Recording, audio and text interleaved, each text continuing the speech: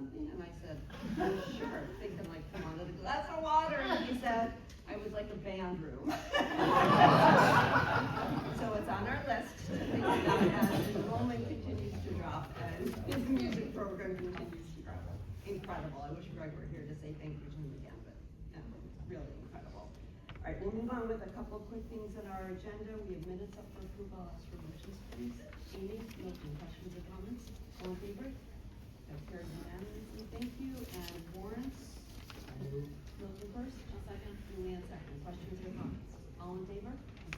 That carries unanimously. Thank you. Hello, Lindsay.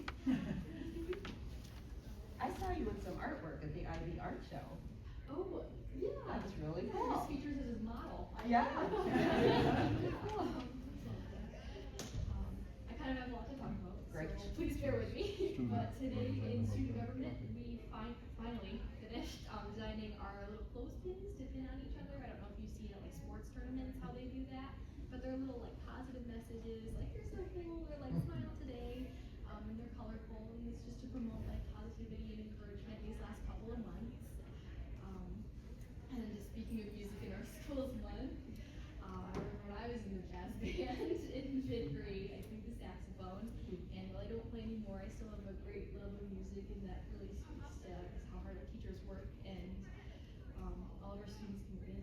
And I'm the president of the Music Honor Society we have, and my big thing that I've been planning is a partnership with Ferris Hills, and we're going to get everybody in hopefully on a Saturday in April if that works good. There's some conflicts because of the music department trip. That's very exciting. But we're hoping to shoot for later in the month around Solo Fest, which is also kind of a big deal in the music department. We're going to go with perform for Ferris Hills. Also, we are planning, not for anything Canandaigua related, but in the New Visions medical program I did through BOCES, we're planning a pickleball fundraiser for the Ronald McDowell House. Yeah, and my last thing that I have for everybody is we had a thrift day planned for April 13th. That is through student government. But we're collecting donations in the school buildings, and everything will be $1. And all of the items that we do not sell will be donated to Goodwill, and all of the money that we make are going to a charity from our trust. We haven't decided on what charity it is, so if anyone has any good ideas for a charity, I would really like to hear them. That's all that I have. Great idea. Thank you.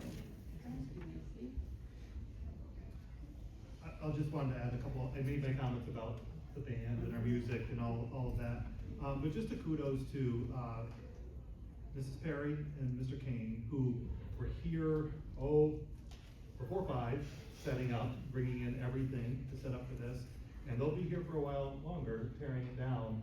And then for all the families who brought their children here tonight for a short performance, just what people do to go out of their way to create a special memory or event for our board, our community, and everything. It's just really commendable, and that's part of what makes them so special. And so, just again, a lot of gratitude for our music department and everybody involved in any capacity. Speaking of music department, if you know anybody that ought to be nominated for our Visual and Performing Arts Hall of Fame, our second class will be inducted this coming fall. And so we are accepting nominations. The nomination process isn't terribly lengthy, actually. You just need to give us a name and a little bit about that person and who else we can call to learn more about that person. We had a fantastic inaugural induction 3 years ago. Just a wonderful class, and we want to keep that momentum going. So if anybody out there or on the board that knows of anybody, please, by all means, nominate. Looking forward to that induction. Great. Thank you. Let's see, we have a secret capital outlay project vote. I'll ask for motions, please. Jenny and Jen, questions or comments? Deb, whenever you're ready, please. Mrs. Calabrese? Yes. Mr. Johnson? Yes. Mrs. Miller? Yes. Mr. Palomini? Yes. Dr. Schneider? Yes. Mrs. Tessendorf? Yes. Mrs. Grund? Yes. Thank you. Thank you, Deb.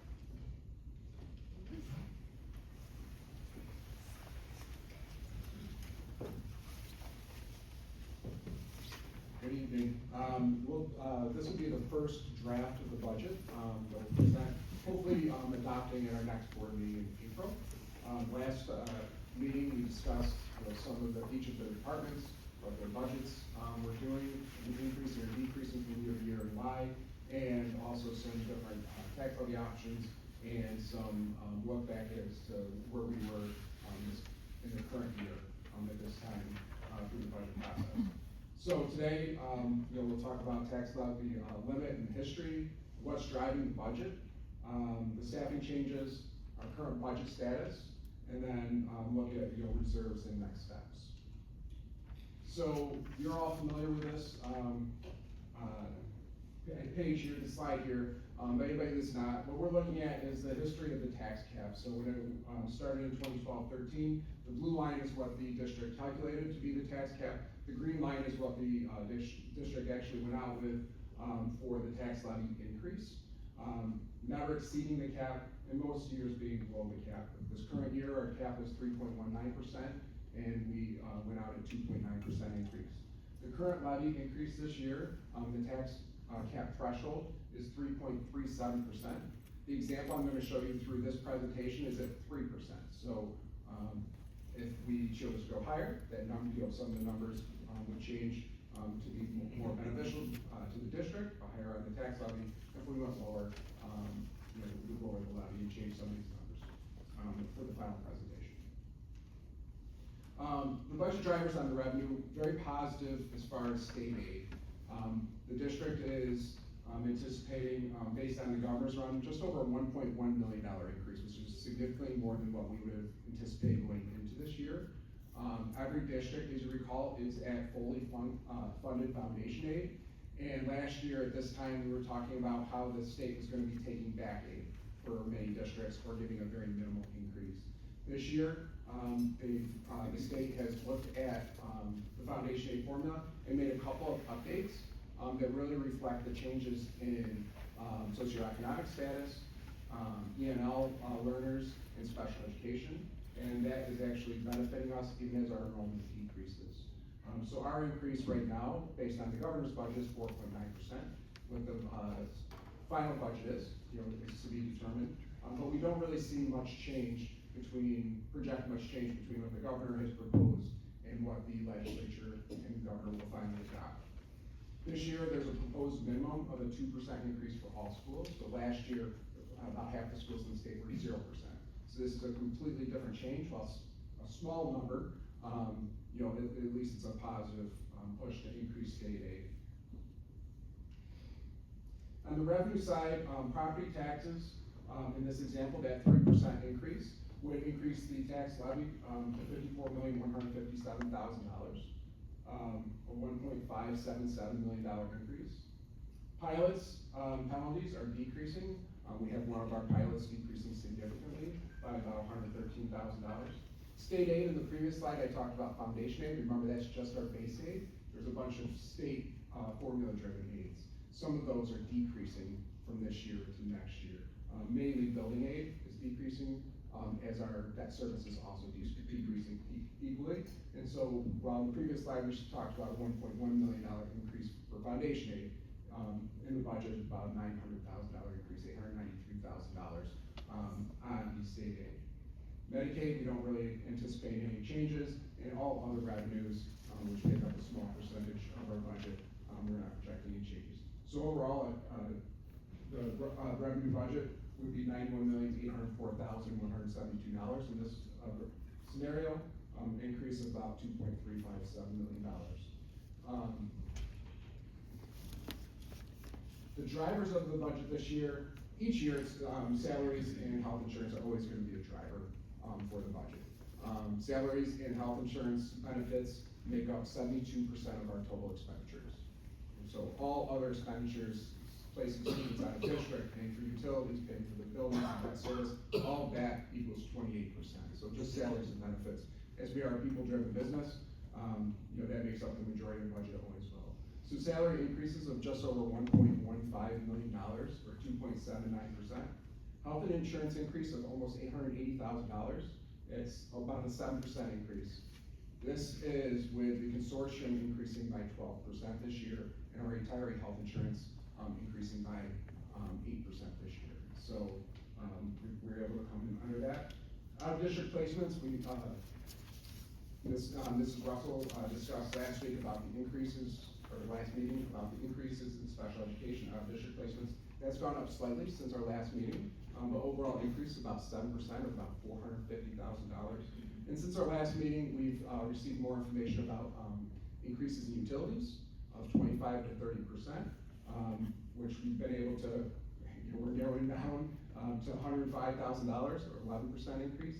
We also received, notification, as all schools have, that our insurance, liability insurance is gonna increase significantly. We're looking at 27 to 30% increase, and our deductible is increasing from $10,000 to $50,000 from one year to the next. And this is across the state, changes to liability insurance for schools. So we're not out of the ordinary there. The reason we have a higher number is this past year, that amount went up higher than what we had budgeted for. And so we're trying to play catch up and then also have the increase there. So we've had, there's changes for each time we present, and there's been some major changes, on those couple of areas. So staffing changes, typically, we enjoy the years where we can increase staffing, right? We can build on programs, those types of things. This year, unfortunately, is not a year that we are doing that. And really this is based off of, our enrollment trends. So last meeting, we went over the approximately 15 teacher retirements across the district. Through several meetings with our principals and directors, what we determined is that we can reduce a lot of those positions due to attrition. And based on enrollment, we can continue the same programming that we currently have. So overall reductions proposed from last year's budget to this year's budget are 5 elementary teachers, 3 math teachers, 1 physical education teacher, 2 science teachers, 1 social studies teacher, 2 special education teachers, and 1 teaching assistant. So overall 15 staff reductions. Again, none of those are going to be positions that are going to have a person in it at year end, and so we will just not fill those positions and eliminate those positions going forward. I wanted to, a lot of this is driven by enrollment. We really haven't done any right sizing in the academy since the last 10 years as the enrollment has decreased. I went back and looked at our enrollment trends from 10 years ago, 5 years ago, and today. Our high school enrollment is down 175 students, or about 15%. And from 10 years ago, and almost 100 students, about 8% from 5 years ago. And our middle school, from 10 years ago, we're down 76 students, or about 9.6%. And from 5 years ago, we're down 30 students, at about 3.8%. And then the primary elementary school, we're down from 10 years ago, 232 students, which is over 15%. And in the last 5 years, 45 students, which is about 3%. So we're continue seeing that continued decline in enrollment. And each year we really looked at the primary elementary school. It's easier to look at staffing without affecting program and making reductions. This year, with the large number of retirements, we really looked into that attrition for the long-term health, financial health of the district, and to right-size the staffing. As you recall, in the last presentation, there were 6 different requested additions. None of those are being added to the budget. So on the expense side, we do it in 3 parts. The administrative program, which is going to be what you typically think of administration: central office, principals, their offices, and the total cost of those programs, salaries and benefits. Program, which is going to be anything that the students see and touch every day: teachers, teaching assistants, desks, chairs, even transportation are going to be located in the program. And capital is really going to be our facilities and maintenance and our debt service. So bonds and interest based on capital projects, for maintaining the buildings. So overall, the increase in the budget is $2,280,219, with a projected appropriation of $93,427,000. You'll notice the largest increase, as is every year, is going to be a program. This is the largest part of our budget. see decreasing, that $480,000 is due to the decrease in our debt service, which is also being offset by state aid. So where we currently stand, as I just mentioned, the green bar there is our appropriations, about $93,427,000. And then on the revenue side, there's really two main sources of revenue: our tax levy, and a 3% increase would be $54,157,000. That makes up 59% of our revenues. And then state aid at just over $36 million, that makes up about 39% of our revenues. All other revenues are $1.6 million, and this example would use just over $1.6 million in reserves to balance the budget. So in this scenario, what we would use in reserves is that $1.6 million is very similar to what we've used in previous years, maybe about $100,000 less than where we currently are. We would use employees retirement system of just over $1.1 million. And then you can see workers' compensation, $285,000, which is our total cost for that expense. Unemployment insurance of $20,000, employee benefits accrued liability of $100,000, and our tax certiorari reserve of $100,000. So proposed tax levy options. So this is the same slide I showed you in the previous presentation. This is, except for the one difference you're going to see is the appropriate reserves have decreased from the previous presentation to now. And so this is just to give an example to the board of what would happen if we went out at each of these levels. If we went out at a slightly lower than 3%, we went at 2.5%. There would be a change there. For each 1% change, I have that written down here. For each 1% change on our levies, $525,800.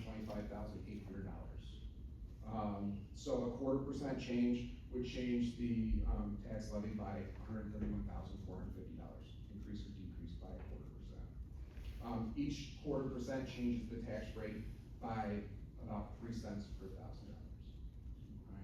So in this example, I've presented a 3% levy increase of $54,157,000. That would need $1.623 million in reserves to balance the budget, and a projected tax rate of $14.65. If we were to choose to go down to 2%, you can see how that would change that. That's about $500,000 more in reserves would be needed to balance the budget. And if we went all the way up to the cap, you can see that that would decrease the amount of reserves needed in the current year to $1.427 million.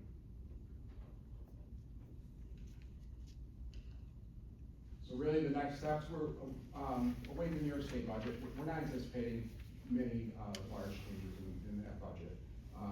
So there's really very little talk from the state as to school aid at this point. The budget adoption would be anticipated April 7th at our next board meeting. Budget hearing would be May 12th, and the budget vote would be May 20th. Any questions? Go back to this slide here. First of all, I thank you. You have, I didn't, this is what 140. 140. And you seem to, you always explain it very well, and a clear voice, and you make this, I feel comfortable listening to what you're saying. To me, you are my professional person I rely to, and along with the rest of our other professionals, but I just want to say that you do a great job. I was confused earlier today when we reduced the number of teachers, which means we have a lesser expense. And I could not figure out until you personally sat down with me and explained it, where that money came from. And I think it's important that we understand that we are saving a large sum of money by not replacing 15 professionals. Yes. But at the same time, what we're doing with these scenarios and the proposed tax rate not changing from our March 3rd meeting is that we're using less of our savings, correct? So in other words, the rainy day savings fund will be there next year, year after when we need it more. Extended for a longer period of time. Right, because you have more money to spread out over a longer period of time, which is an excellent thing, makes a lot of financial sense. That's really our goal. We're looking at long-term health of the district. We don't want to be in a scenario where we're in a situation where we're cutting 15 teachers or even one teacher. So whenever we have a teacher retirement, we really wanna look at those thoughtfully, see if there's any program that we lose. Understanding that, you know, it may increase our class sizes, it may not be ideal at times. You know, as a former teacher, and as, you know, my wife, is a teacher as well, you know, it's not ideal, you know, sometimes, but really, the numbers dictate, that with these retirements, now is the time to take, that attrition, to avoid in future years, potentially having to, reduce an actual person. And you mentioned last meeting also that future years may not look as shiny Yeah, as this year here. It's So- really hard to tell, you know, going into this year, I was anticipating, I was hopeful for a 2% increase in state aid, we're at, over 4%, and so that was, a very big surprise. Schools around the region that are getting a minimum 2% are thankful for 2%, because they were thinking there were being reductions this year. So really, that's changed. I don't foresee large increases going forward, and I do see that our, health insurance consortium is increasing, 10 to 12% a year, which is going to be $1 million plus per year on active health insurance. And I also see that our retiree health insurance, our consortium is ending, and we're gonna move back to community rates, or close to community rates, which is gonna be a significant increase, potentially $1 million, 500,000 a year or more over a 2-year period. So those are things that when we look in the long term, those are, we can't predict, we can, sort of guessing here. Those are things that we're trying to prepare ourselves for and put us in the best situation financially, where we don't have to reduce actual staff, and that the district can maintain a strong, financial, viability going forward. So we can continue offering each and every program that we do, even as our enrollment goes down. And by using that money, we're not using for staff increases to put into our savings, that'll make future years increases less hard to swallow. Exactly. Hopefully be able to absorb them easier, in the future, correct? So one thing I did ask you personally, and you gave me the numbers, was where would we be at a 2.5 and a 2.75%? Yes. Psychologically, I don't wanna see a 3% increase. I think we owe it to the public to be under 3%. And you did provide me those numbers. I'll let you tell the rest of the board, but Yeah. the 2.5 and 2.75. So John asked me, offline here to provide a 2.5%, so we use the 2, 3, 3.7, so if we had a 2.5% column up there, what that would look like is the levy would become, $53,894,500.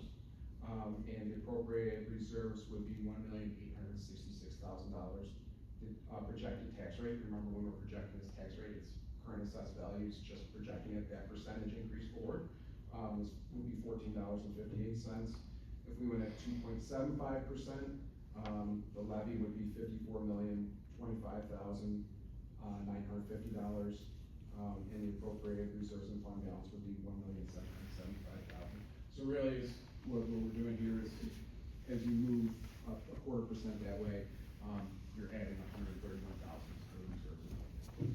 And obviously, over the next 2 weeks, if there's any major changes to appropriations, or we get information from the state about revenue changes upwards or down, that could also affect where we are. But at this point in time, it's So as our, what I would call our chief financial officer, where do you feel comfortable for us to go forward at? I'm typically I'm pretty conservative as far as the tax levy increase. I would push it, 3% is, somewhere in there, is where I would be comfortable. Remember, the 3.37 is the max. It does include, the other propositions affect that as well. So, if anything were to happen with another proposition, that number could, come down. So I don't know if I wanna go all the way to the 3.37, but 3 is where or somewhere in that range, 2.9, 3.1, somewhere in there, getting up closer, is somewhere where I would be comfortable with, So psychologically, 2.9, that would be roughly a penny on the tax rate, approximately. Yes, approximately. But still, I guess under that psychological We are gonna go around the room shortly, and I'm gonna ask everybody for where they're comfortable, but Jen, did you have a question before we do that? I do. I would love just a short elevator speech reminder about our reserves and how much we use in a typical year and how much would be left. Say, if we go out at that 3 or we go out at the 2.5 round numbers, what does that in round ideas do? Sure, for so reserves? our hope each year is that, you know, we can come under budget, in our expenses, and our revenue exceeds, you know, where we budgeted. So our hope in each year is to, not have to use that, but you could at times.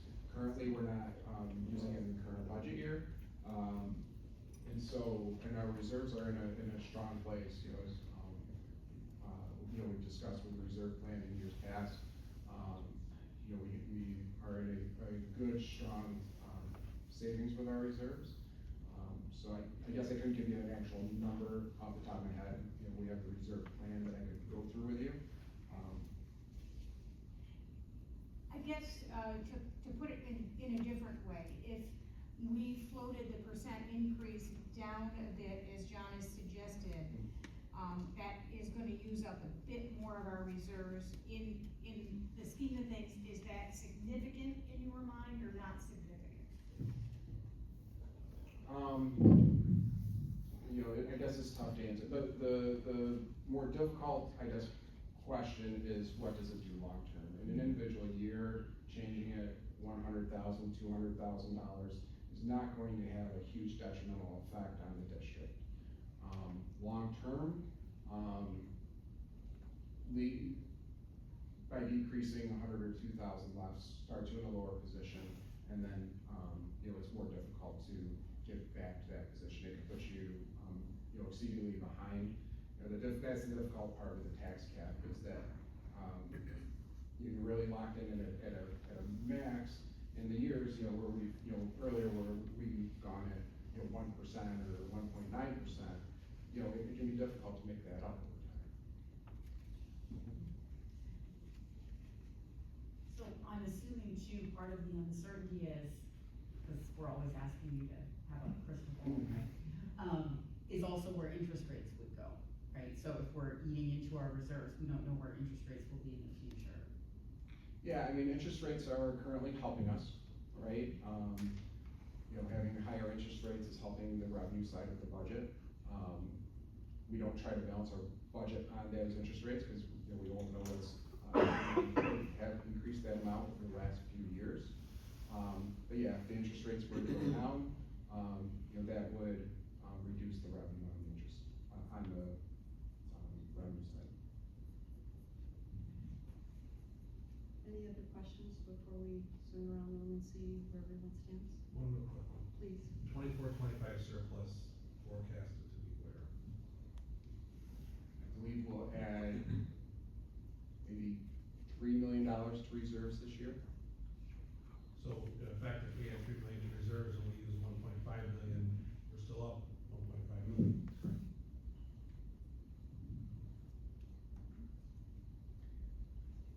In terms of uncertainty, you talked about the governor's portion of the budget, and I think the one House bill has come out now, is that correct? Yes. And Yeah. where do you see potential concerns with that, if any? They really followed the governor's budget. They accepted all the changes from, you know, the change in the foundation aid formula. They've requested the base to increase by 3%, the minimum to increase by 3%, set 2%. That would not affect us at this point. You know, so not within our budget, but UPK, they've, requested increase, that funding from $5,500 to $6,700. That would be a benefit to us, especially our offsites, that we would advocate for, but that's not in our general fund. So I don't really see anything, from the budget negotiations that's really going to see any major increase or decrease. What, you know, the always concern now that foundation aid formula is running, is if there were any ever major changes in our enrollment, it could actually bring that number down from where we currently are. So, you know, what our final budget is that we go out at might not be the number that we actually get. And then sort of, I guess, last question about other uncertainties. I noticed 1.6 something million in federal funding. Are there any, again, hearing the conversations around the state, concerns around Title I, Title III, any of those Yeah, funds? so it's, the message, last week, from the federal government was that those funds will not be reduced. But I couldn't tell you what's really, what's actually going to happen, right? Everything's changes really rapidly at this point, in the news. Discussions at the federal level, I believe are CDP, so all students being free, I believe, there's a proposal to change that percentage, which would eliminate Canandaigua from, all students being free. We'd have to go back to students paying, for qualifying through free and reduced app. And then, the discussion about the, Department of Education dissolving and how that works. So, there's definitely concern about, does that funding stay? How does that get allocated? Does it stay allocated the same? Those really I couldn't give you a yes on. And hopefully, as we're preparing this budget, we're helping to protect some of that, but that can be difficult. I think you had one other question there. No, I think. I just have a comment. I think it's really prudent of you to explain the need for additional funds in the future for healthcare. I can tell you from what I know in the industry in general, you can look at up to a 17% increase in healthcare next year because of the cost of what's going on in the world today. So you do want to make sure that you have that in your back pocket because it is going to continue to rise. And the only way you can really compensate for that is with the reserve or cutting back on positions. And you want to make sure that you have good health care for the people that work here and support all the kids in our community. Thank you. Julia, would you start with where you feel comfortable in that scenario? Sure. Thank you. So I'm comfortable at the 3 level. I would like to see us be cautious and keep as much in reserves as we can, given what we're talking about coming down the pike in terms of health insurance, in terms of other uncertainties. I'd be comfortable at 3.1 also. I tend to want to make sure that we are saving as much as we can so that when tighter years happen, we don't have to cut people and we don't have to cut programs, because I think we've seen tonight the value of some of the programs in our schools and what they mean to our children and our families, and I want to make sure that we can maintain that. So I'm comfortable at 3. I'm comfortable at 3.1 as well. Thank you, Milton. I think you've done a great job, Matt. I've listened to you talk about this on several occasions now. It is very clear, and I always think it's helpful to see that you've got the district's health in mind. I don't ever doubt that, so I feel comfortable at the 3%. Amy? Yeah, I speak the same as Julianne. I do agree with the 3%, and I would be comfortable with 3.1. I never want to go to the max, but I also want to take advantage of when we have an opportunity to add more, take less from the reserves and make sure that we're saving for a rainy day. Thank you. Jen? So I would be more comfortable being a little less. We do have more in reserves than I initially thought, conversation, thanks John. And I want to be mindful of some of the folks in our community that don't have as much. So I'll give you a number. I'd love to see the build out for 275. Jenny? Oh, I'm an economist, I'm gonna give you 8 hands. I share everybody's concerns about the future. That is, and I know you had warned us it was a whopping big increase in health insurance and that it will likely get worse. But obviously we want to have good packages so we can continue to attract and keep good faculty, right? And staff. There's a lot of uncertainty in the macroeconomy right now, and I know I don't need to tell you that. We don't know which direction inflation is headed, we don't know which direction interest rates are headed, and depending on exactly where that inflation comes, it affects us more or less.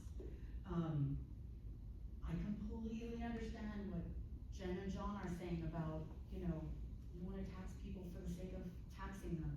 But at the same time, I get really nervous about kicking the can down the road and landing taxpayers and boards in the future with the choice of cutting programs when our whole job is to make sure we're preparing the next generation for whatever their career path is, right? I wouldn't wanna see music cut, I wouldn't wanna see academics cut, I wouldn't wanna see, our technical programs cut.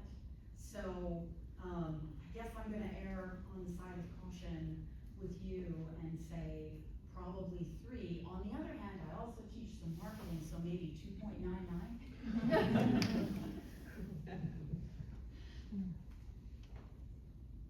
I always, every year, I always say the lower the better, because I pay school taxes, and everyone in this room pays school taxes, and for the sake of, you know, increasing for the sake of increasing, to me, doesn't sit well.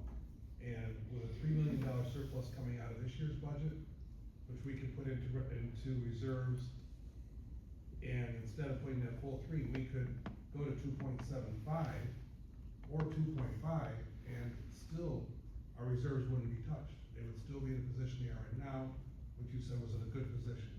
So I, for one, would be at 2.5 to 2.75. I would be at 3. I'm comfortable there, and maybe 2.9, but I would not go lower than that. It's so hard, we are constantly doing this balance, and I could offer up 8 to 45 hands, and, you know, 360-degree perspective, but if I have to boil it down to one thing, in my mind, it is always that the main thing always has to be the main thing, and the main thing is our students. And they're all the tangential parts of that, but the absolute focus just always needs to be on our kids, and I feel like we're in a better position to do that at 2.9 or 3. Any other questions or comments? As always, thank you again, Matt, you did a phenomenal job, and everybody, there's so many people in this room who contributed to this final product. There's so much more that goes on that isn't seen. It is an enormous amount of work done with just the ultimate amount of integrity and the right focus, and I just really appreciate you. Thank you and everyone in your department. Do you have what you need from us then? Okay, then we're gonna move on. We have a consensus agenda and supplemental on promotions, please. Amy, Jen, questions or comments? All in favor? That carries unanimously, thank you. Oh, and I neglected to say Megan and Beth are not here, 2 of the board members, and I will get their input and report it back to Matt so that you have a full 9% picture. Board committees, I'm reporting out on policy, on one policy 3310, which is admission of exchange students, which we just modified to reflect practice better. Although there are 2 approvals on the agenda tonight, typically it's really hard to do that 90-day thing, and so to make it reflect the way we're better able to do really good work still, we amended that. And then there are a couple of policies, extreme heat and student delegate, which is now required, and we have done it, we have the best student delegate ever. That is now a requirement in New York State, so we have to have a policy to go along with it. Those will come with updates later. Okay. Character ed, Milton, you there? Yeah, so we had a meeting on the 19th, and at that meeting, we had a presentation from Jamie. He shared out the plan for connecting the dots between all the different buildings and their character ed efforts. And then we heard reports from each of the buildings, and again, just, it's always a great meeting to sit in and to listen to the effort that is put into making sure that our students are walking the walk, talking the talk, and that as a staff and as a community, we are following their lead as well as the district's values. So I really just appreciate that meeting. So much so that I've encouraged Jamie to consider having somebody do a report on what the character education department or character education committee is doing, specifically from the buildings. It's just phenomenal stuff. Thank you. CIE? So our last CIE meeting,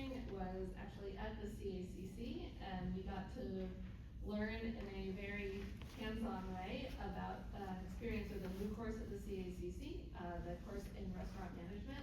And it was wonderful to see, the teacher and the students who were there and how excited they were about that new course. We also got to taste 3 things that they made as part of their course. They've been sort of touring the world through the class and learning about foods from different cultures and different regions and learning about their significance in each of those places. So we got to taste a West African peanut soup, and which was excellent, I have to say. I want the recipe, and jollof rice, and a really delicious apricot dessert. And to hear from the students and from the teacher about the way that that class is engaging them in a different type of learning. It is also really beautifully interdisciplinary, that they are doing some cooking, which we got to experience, but that they're also learning about different cultures and learning the economics of managing a restaurant and learning the math that goes into cooking and learning about writing, and it was really just exciting to see and to hear in their voices. We heard about a request to pilot a new program for teaching reading and writing in grades K to 2. That it was great to hear from Emily and Kristen how excited the teachers were about it. And we got to look at some of the different resources that came with it, and it really looks excellent and engaging for the students, and also builds upon itself over the course of the 3 years, which will engage them even more. And then we looked at some of the proposals for summer curriculum writing. There were a lot of them, so we looked at all of them, but we divided into groups to offer different feedback on the different proposals, and also looked at the rubric that we use for making, for doing that evaluation. And then we got a professional learning update.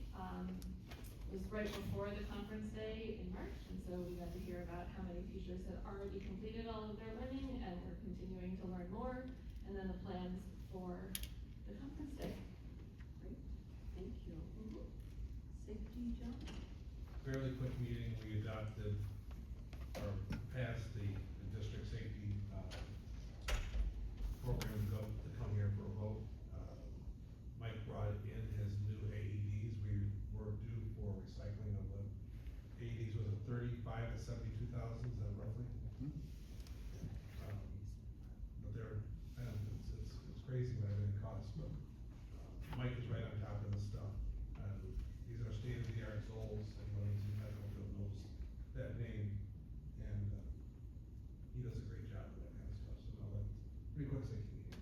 Great, thank you. Anything else? That's it. Okay, I'll ask for a motion to adjourn then. Jen and Jen. Thank you, good night, everybody.